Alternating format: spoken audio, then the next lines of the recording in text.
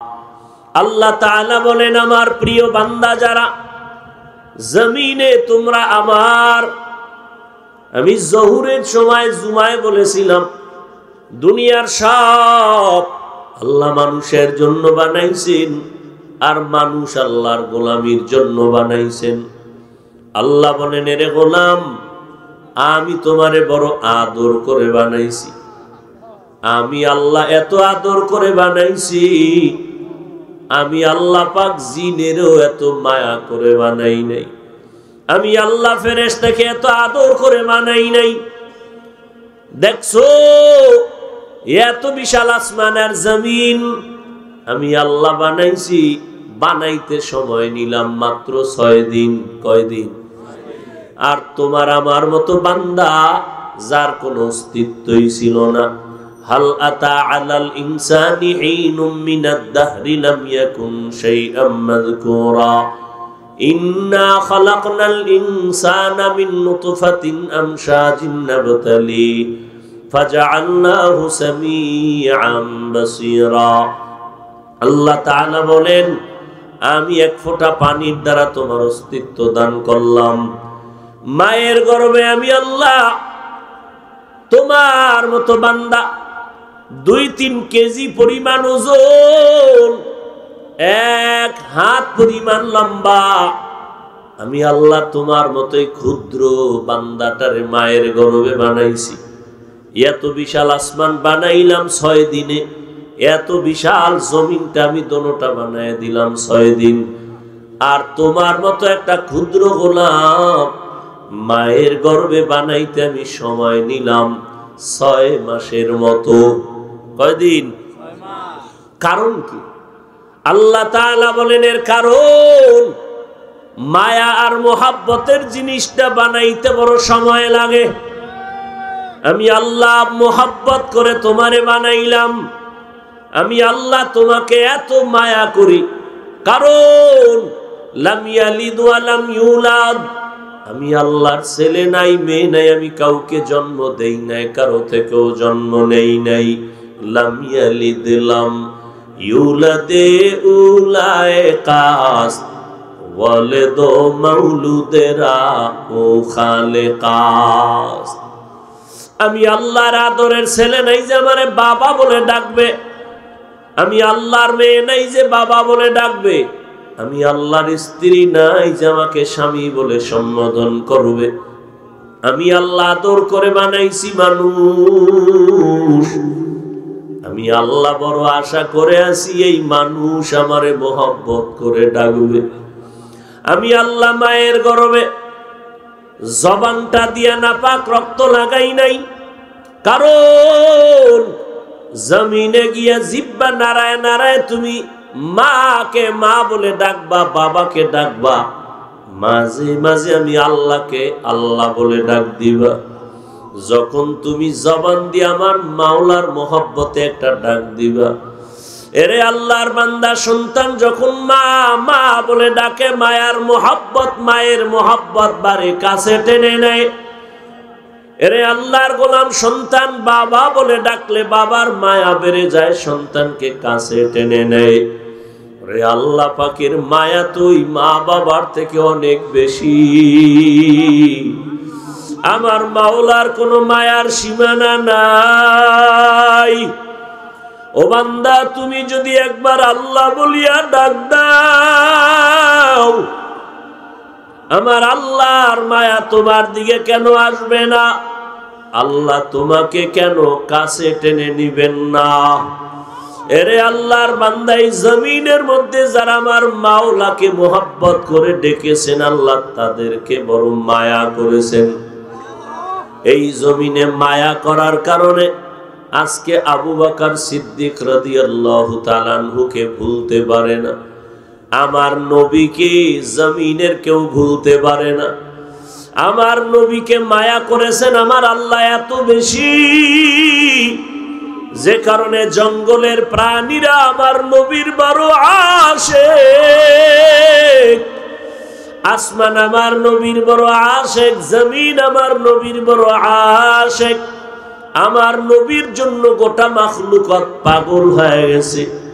মায়ার নবীকে এত মায়া করলো, জঙ্গলের প্রাণীরা পর্যন্ত নবীরে সালাম জানায়। নবীর একজন আশেক পাগল খেজুর বাগানে পানি দেয়, হঠাৎ কানের মধ্যে আওয়াজ আসছে, নবী দুনিয়ায় নাই। আওয়াজটা কানে আসার মাত্র পানি দেওয়ার পাত্রটা ফালায়া দিয়া আসমানের দিয়ে তাকায় বলে, মালিক, এই দুইটা চক্ষু আমি রিজার্ভ করে রাখছিলাম রহমতের নবীরে দেখব, কারণ মায়ার নবী এত সুন্দর। ক্ষুধার্ত বান্দা একবার নবীর চেহারা মোবারক দেখলে ক্ষুধা নিবারণ হয়ে যাইত। কেমন মায়ার নবী আমার! আম্মা জানা আয়েশা রাদিয়াল্লাহু তাআলা আনহা বলেন, নবী রাতের বেলা এসা পরে আমার ঘরে আসতেন, সূর্যের আলোর মতো হয়ে যাইত। এরে আল্লাহর বান্দারা, ওই নবীর আশিক সাহাবী আল্লাহকে বলেন, আল্লাহ, এই চক্ষু দুইটা রিজার্ভ করে রাখলাম আমার নবীকে দেখব আর কলিজা ঠান্ডা করব। আজ আমার নবী যদি নাই থাকে, এই চক্ষু দিয়ে আমি ভিন্ন কাউকে দেখতে চাই না। আল্লাহ, তুমি আমাকে অন্ধ বানাইয়া দাও, এই চোখ দিয়া নবী ছাড়া আর কাউকে দেখব না। কারণ যেই নবীর একবার দেখলে জাহান্নামের আগুন হারাম হয়ে যায়। এরে আল্লাহর বান্দারা, ওই নবীরে চিনলি না রে যুবক? যেই নবীর জন্য জঙ্গলের প্রাণীরা পাগল, ওই নবীর উম্মত হইয়া নবীকে চিনলে না রে বাবা। আমার মায়ার নবীর কোনো গুনাহ নাই, শরীরে মশা মাছি পড়া হারাম, এরপরেও আমার নবী কত কষ্ট করে উম্মতের মায়ায় দাওয়াতের জন্য গেছেন। তায়েফের ময়দানে গেলেন, কাফেরেরা কয়, মক্কার একটা পাগল আসছে, পাথর মেরে তাড়ায় দাও।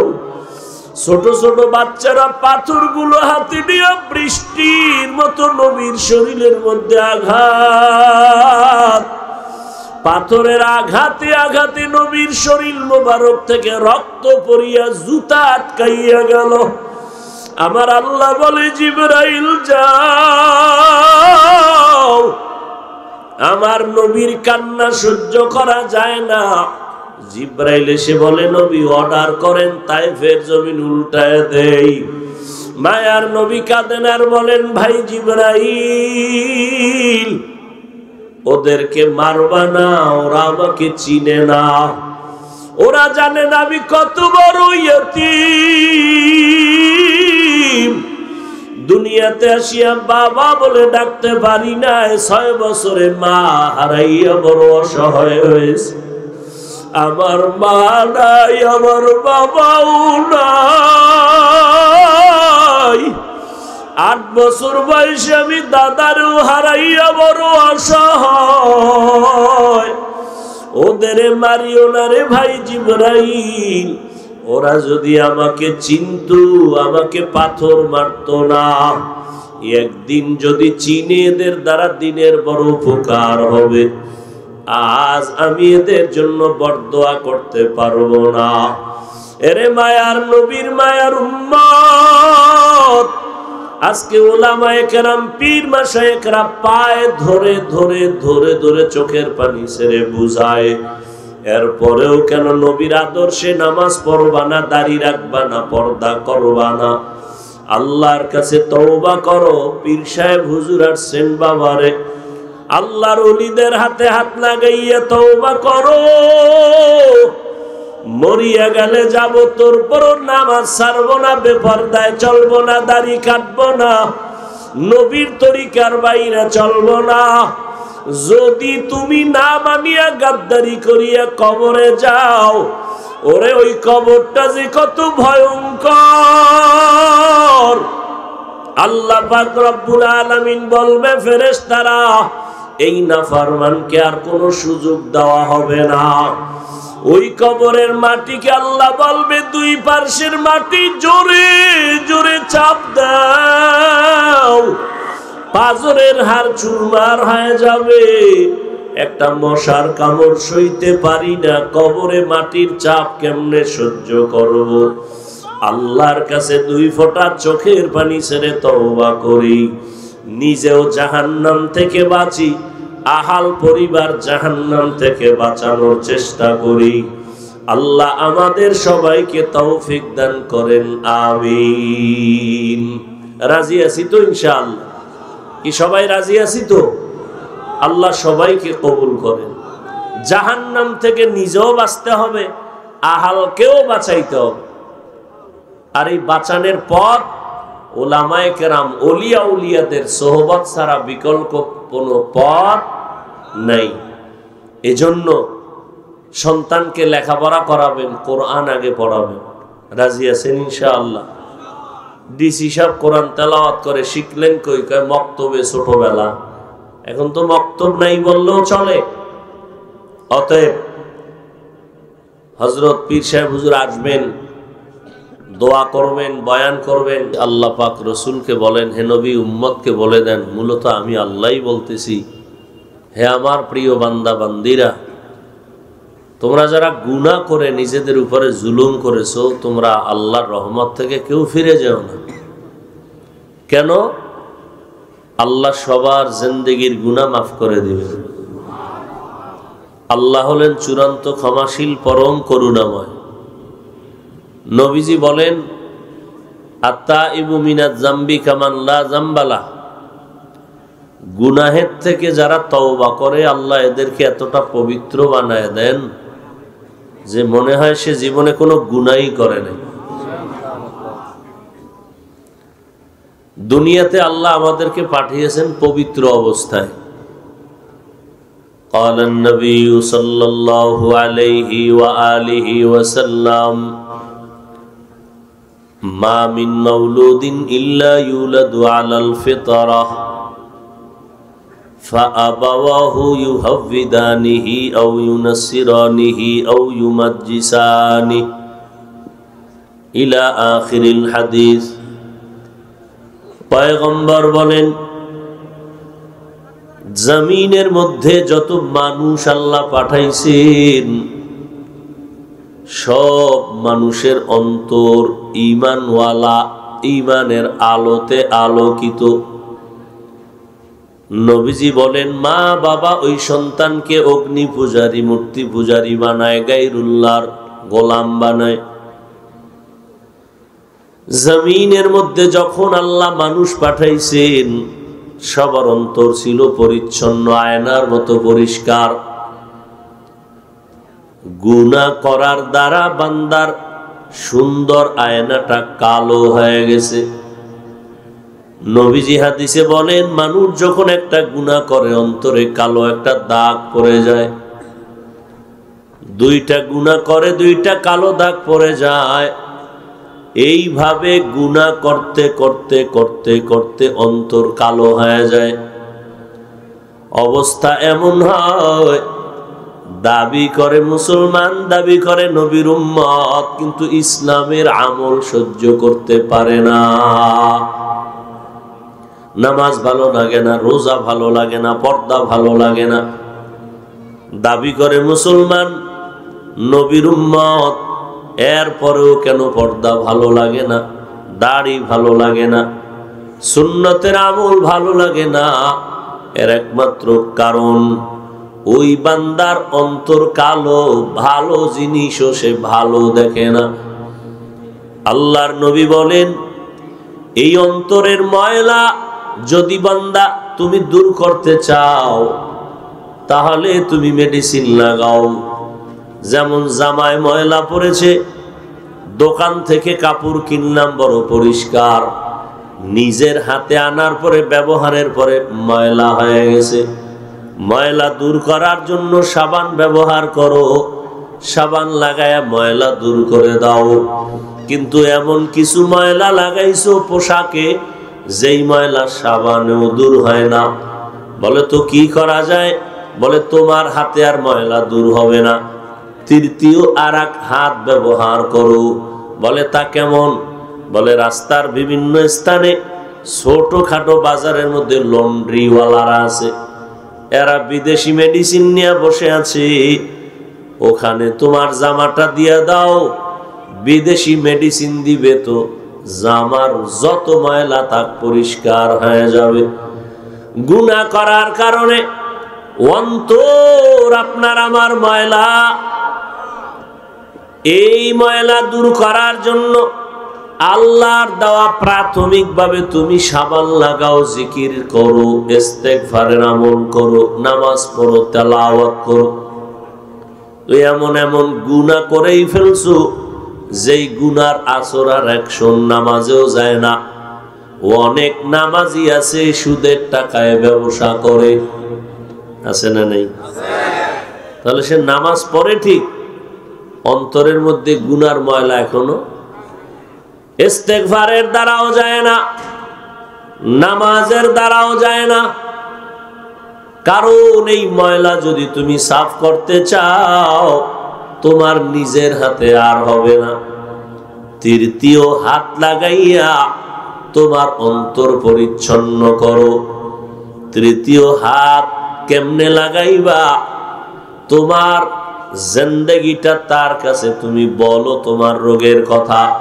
তার কাছে বিদেশি মেডিসিন আছে, ওই মেডিসিন দিয়া যখন মেহনত করবে, যত কঠিন ময়লা থাক সব অন্তর থেকে দূর হয়ে যাবে।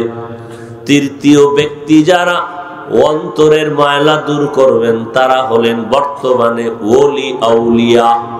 তারা কারা? ওলি আউলিয়া।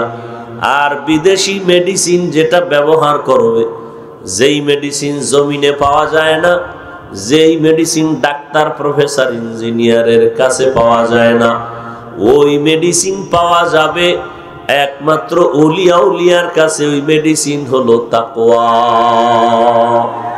हर के दारत खौफे हक दर दिल मदाम जन्नतुल मअवा देहद ओरा मकाम जुज़बा हक छी जे मखा az इंसु जा फजले उ आमस्ते दर जुमला जहा ज़िक्र हक़ा मुदग़िज़ाई रूहरा मरहमा मुद ईदले मजरूहरा दिल जो खाली याद हक से ऐ जावा खाने शैता है ओ दिल बेगुमा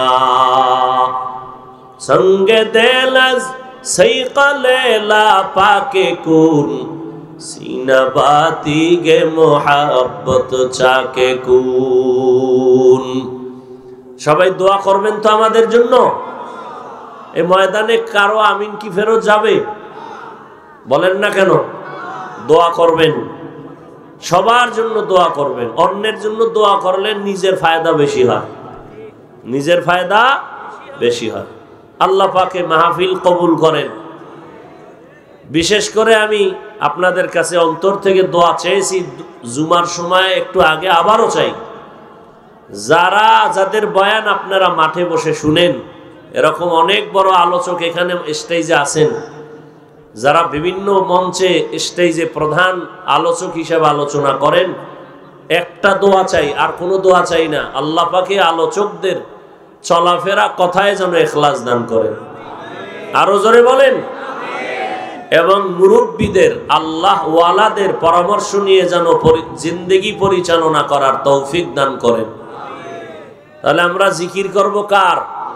কোনো ব্যক্তির না।